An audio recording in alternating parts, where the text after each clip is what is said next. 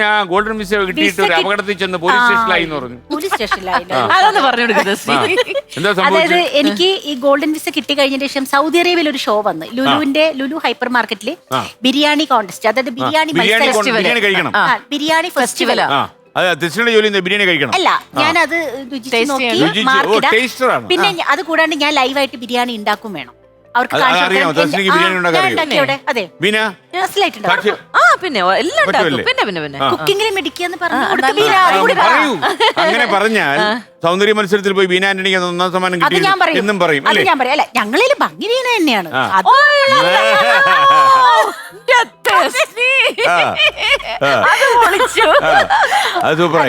ഞാൻ എന്നിട്ട് ബിരിയാണി അപ്പൊ അതിന് വേണ്ടി ഇട്ടപ്പോ ഞാൻ സ്പോൺസർ വിളിച്ചു, തെസ്നീങ്ങനെ ഗോൾഡൻ വിസ് ഉണ്ടല്ലേ? ഞാൻ പറഞ്ഞു ഉണ്ട് സാറേ. അതിന്റെ കോപ്പി അയച്ചുകൊണ്ടാന്ന് പറഞ്ഞു. കോപ്പി അയച്ചു കഴിഞ്ഞ് രാവിലെ കോപ്പി അയച്ചപ്പോ വൈകുന്നേരം ആയപ്പോഴേക്കും 1 കൊല്ലത്തേക്ക് വിസ ഡിങ് അടിച്ചു.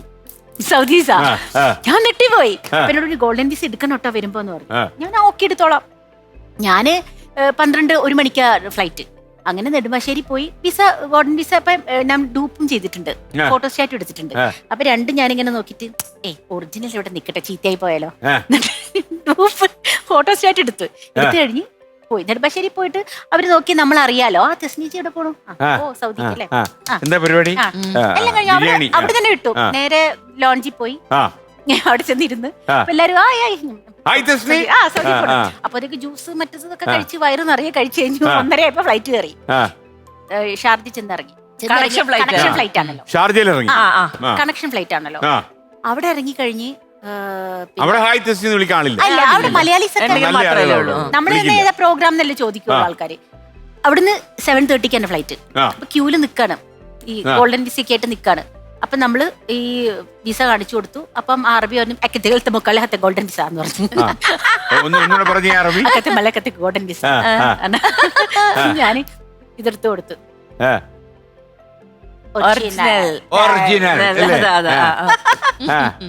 Original no no original original. ബാക്കി ഇംഗ്ലീഷ് തന്നെ വേറെ വല്ലവരും പറയും.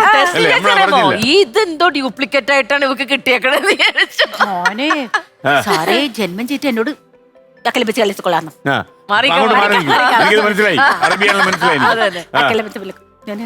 ഞാൻ മാറി. അങ്ങനെയൊക്കെ കയ്യും കാലും വിറക്ക. അപ്പൊ മലയാളി ആൾക്കാരൊക്കെ ഉണ്ടാവല്ലോ, ഓഫീസേഴ്സ് ഒക്കെ.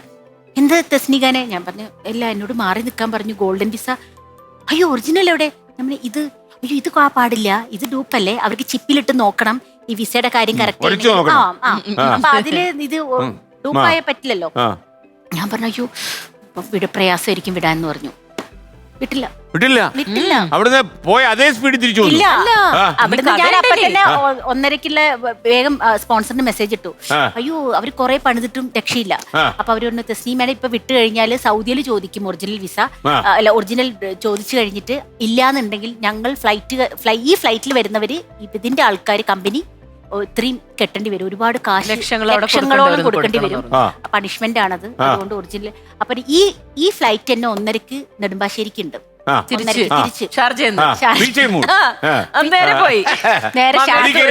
ടിക്കറ്റ് തന്നു. ലുലുവിന്റെ ആൾക്കാരായതുകൊണ്ട് കുഴപ്പമില്ലായിരുന്നു. അവര് ടിക്കറ്റ് തന്നു. 1:30 അവിടെ